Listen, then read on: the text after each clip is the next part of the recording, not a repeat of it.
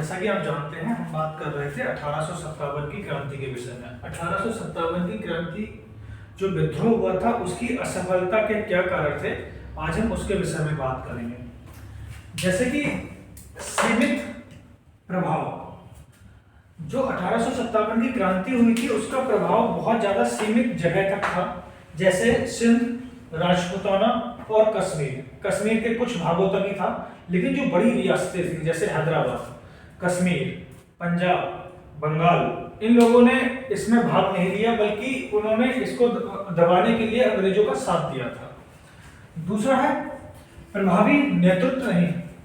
जो भारतीय थे उनके पास नेता तो थे, जैसे कि रानी लक्ष्मीबाई,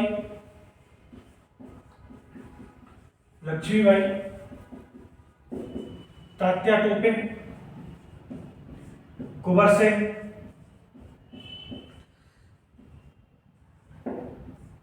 लेकिन ये एकजुट होकर नहीं लड़ रहे थे। इनके लड़ने का जो कारण था वो कुछ ना कुछ अपना कारण था। जैसे रानी लक्ष्मीबाई थी, उनका युद्ध करने का कारण था जो उनका पुत्र था उसको अंग्रेजों ने राजा मानने से मना कर दिया। कुंवर सिंह, उनका ये था कि उनकी जो पेंशन आ रही थी उसको बंद कर दिया था। फिर है सीमित संसाधन। सीमित संसाधन में हम देखेंगे जैसे रेलवे, डाक और बहुत सारी चीजें जो सरकारी चीजें थी उस पर अंग्रेजों का कब्जा था। अब अगर कोई युद्ध लड़ा जाता है तो उसमें संसाधनों का बहुत ज्यादा महत्व बढ़ जाता है, यातायात का बहुत ज्यादा महत्व बढ़ जाता है।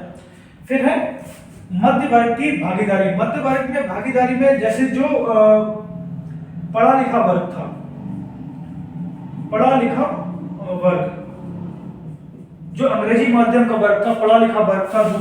दूसरा है जमींदार।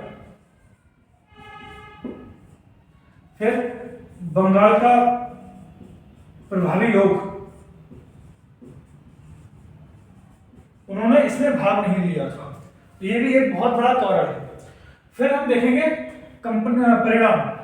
परिणाम में फिर जैसे कंपनी के शासन का अंत, इसका परिणाम जो हुआ था, कंपनी जो ईस्ट इंडिया कंपनी थी जो भारत में राज कर रही थी सन 1600 से, उसका एकदम से अंत हो गया। और ये फिर है ब्रिटिश राज का प्रत्यक्ष शासन।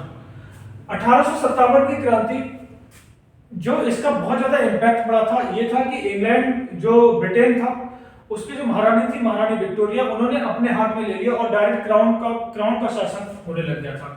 फिर है धार्मिक सहिष्णुता।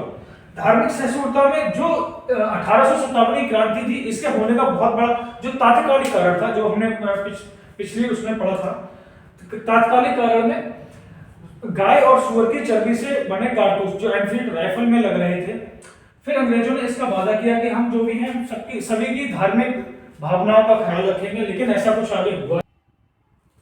फिर हम बात करेंगे प्रशासनिक परिवर्तन की। प्रशासनिक परिवर्तन में जो गवर्नर जनरल था उसको वायसराय कहा जाने लगा।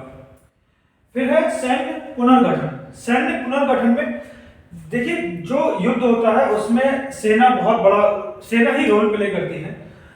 तो जो बंगाल की सेना थी, ये सैन्य पुनर्गठन इसलिए किया गया था क्योंकि जो बंगाल में सेना थी, बंगाल में सेना बहुत ज्यादा थी, ठीक है, उसमें बहुत ज्यादा भारतीय थे। तो अंग्रेजों ने ये किया कि जो बंगाल की सेना को खत्म करने के लिए अपनी जो अंग्रेजी सेना थी उसको बढ़ावा दिया, और अंग्रेजी सेना 3:1 का अनुपात हो गया। 3 अंग्रेजी सैनिक और 1 भारतीय सैनिक, ठीक है। फिर हम देखेंगे इसके निष्कर्ष में ये एक अभूतपूर्व घटना थी, ठीक है। फिर है समाज एकजुट हुआ। समाज जो 1857 की क्रांति हुई, इसके बाद भी आप देखिए जो युद्ध अंग्रेज थे, अंग्रेज 100 साल तक अंग्रेजों ने शासन किया, लेकिन एक बहुत बड़ी जो भावनाएं एकत्रित हुई, लोगों की भावनाएं इसमें बहुत ज्यादा जुड़ी इससे युद्ध से, कि हमें अंग्रेजों से छुटकारा पाना है। फिर है राष्ट्रवाद का उदय। 1857 की क्रांति के बाद जितने भी युद्ध हुए या जितने भी 1857 के, ये अंग्रेजों को समझ आ चुका था कि अब उन्हें का भारत में रहना मुश्किल है, लेकिन उसके बावजूद भी उन्होंने 90 वर्ष तक भारत में शासन किया था। Thank you.